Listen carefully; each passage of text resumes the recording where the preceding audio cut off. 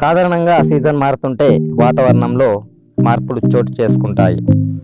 జలుబు, దగ్గు, గొంతు నొప్పి వంటివి సర్వసాధారణంగా ఎవరికైనా వస్తాయి.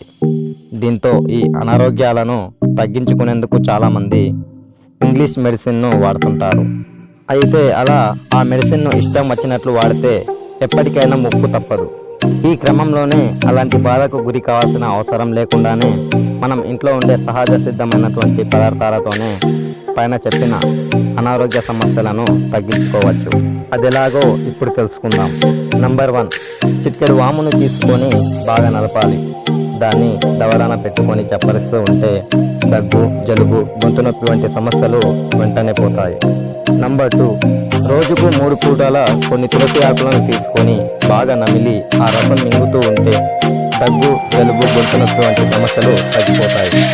అలా కాకపోతే తులసి ఆకులను నీటిలో వేసి బాగా మరిగించి ఆ నీటిని తాగిన చాలు పైన చెప్పిన సమస్యల నుంచి ఉపశమనం కలుగుతుంది.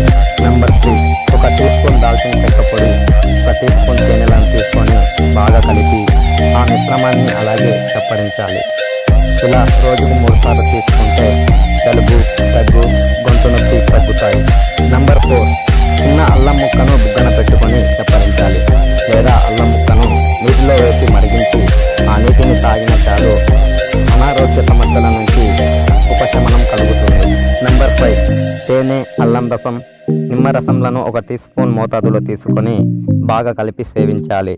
దీంతో శరీర రోగ నిరోధక శక్తి పెరుగుతుంది. దగ్గు, జలుబు తగ్గుతాయి.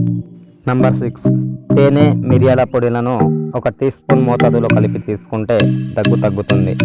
జలుబు నుంచి కూడా ఉపశమనం లభిస్తుంది.